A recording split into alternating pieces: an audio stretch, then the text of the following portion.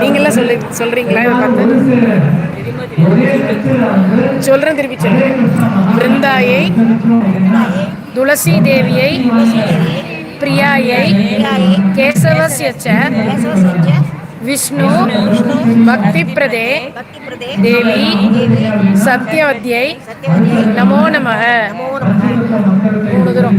பிருந்தாயை, துளசி தேவியை, பிரியாயை, கேசவஸ்ய ச விஷ்ணு பக்தி பிரதே தேவி சத்யவத்யை நமோ நமः.